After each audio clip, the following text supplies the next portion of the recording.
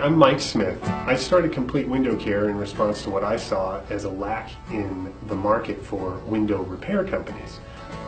We would notice that whenever anybody called to try to get a window repaired, folks would come out and give them a million different bids to replace all the windows on their home, which was not what they needed. Especially when we started the company back in '09, the economy was not in the best shape and people could not afford to replace their entire house of windows. What we found is that there's a lot of people out there that have window repair needs, glass replacement that needs to be done, screens, springs, hinges, operators, all these things, and there was a lack of anybody that was willing to take care of that for them.